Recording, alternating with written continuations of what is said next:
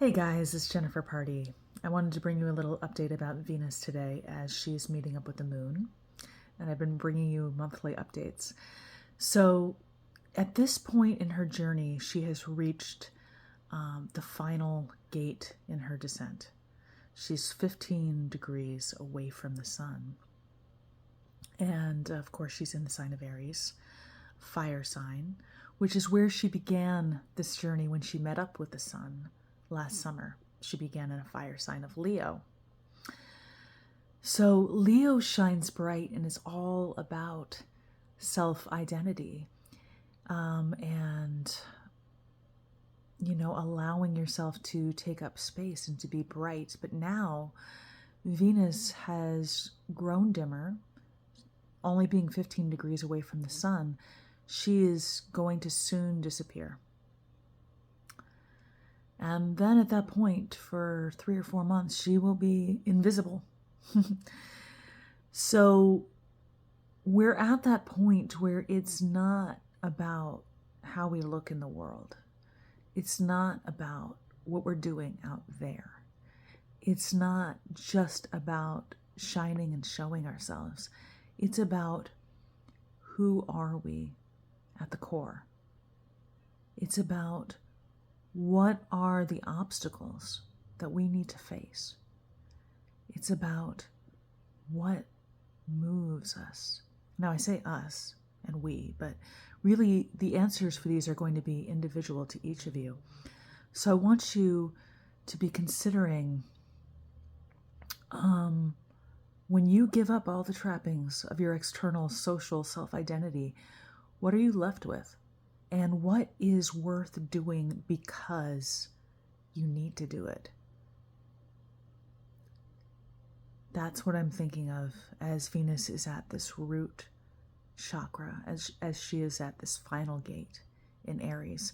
And of course, these themes are being magnified right now by the solar eclipse that's also happening in Aries tomorrow, conjunct Chiron. So we're all healing and processing wounds, surrendering that which is getting in the way of our health and integration. And we are also having Mercury retrograde in Aries. So we're processing Aries on so many different levels. But as this is the point where Venus is about to disappear, she too is processing these themes. She's processing these themes of core identity and what is essential to the self. As just a little bit of an aside, I'll share some personal examples of what's been coming up the past few days for me. So I've been reconnecting to a more instinctive kind of part of me because I've been driven so much by study recently, study of tarot, astrology, ancient Greek.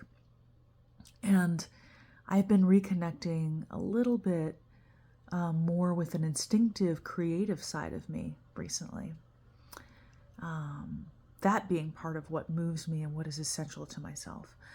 And on Friday, Venus's day, I found myself feeling really compelled to sing and to share a song of Pat Benatar's, which is Love is a Battlefield. And it wasn't until after I posted a little clip of it on my music channel and online and stuff that I was like, oh man, love is a battlefield. That's totally feels like a Venus and Aries kind of theme, coming into Mars's sign.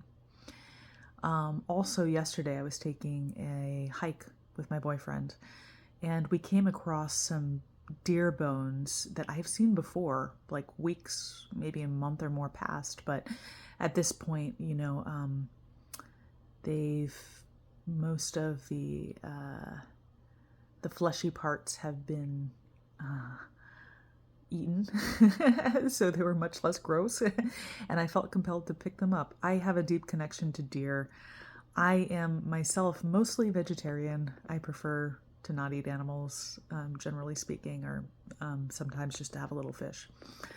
But there's something about those deer bones, so I'm in the process of cleaning those right now. But that just also feels like there's something about you know, collecting bones does not seem like a very Venusian thing, but again, Venus in Aries and at this like kind of root chakra underneath the surface kind of level of where she's going right now. Also, thinking about bones. So my moon is at 15 degrees of Pisces, which is pretty much where Saturn is hanging out right now, and Mars is approaching that.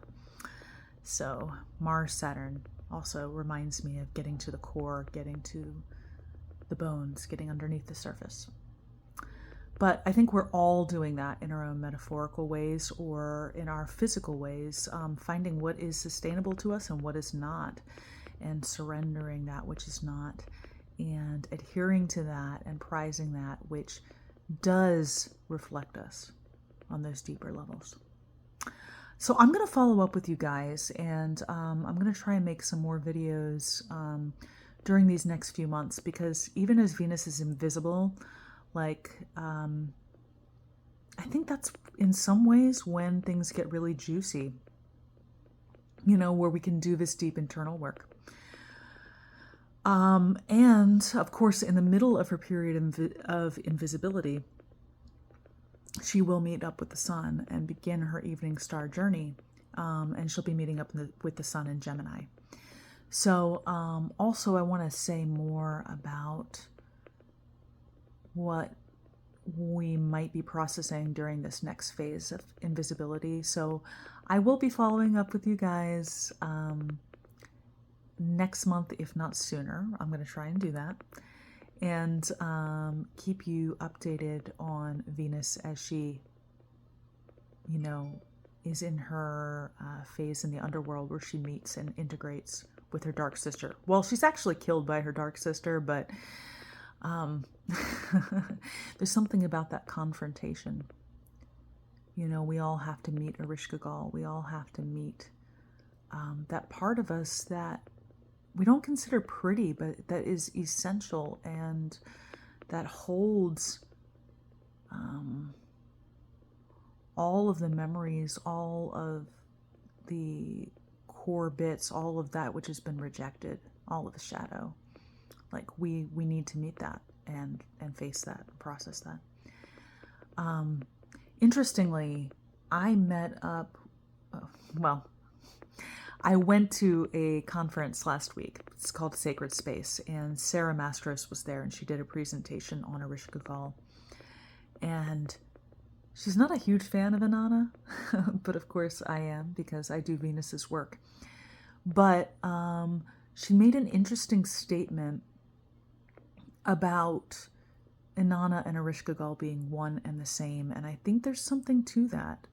I think, we all want to be the light side. We want to be the Queen of Heaven, but what about the shadow side? What about the Queen of Hell? And what about the power that comes from integrating and working with the shadow? And what if those two sisters really are one?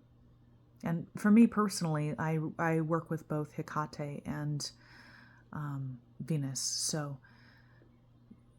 I might be kind of connecting with more of that Hecate kind of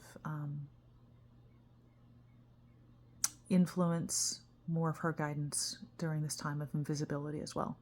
But I will be back to keep updating and processing with you guys in the upcoming months, but hoping that you are doing all right in this season of change and transformation, and that you are able to surrender what doesn't serve and transform, rehabilitate,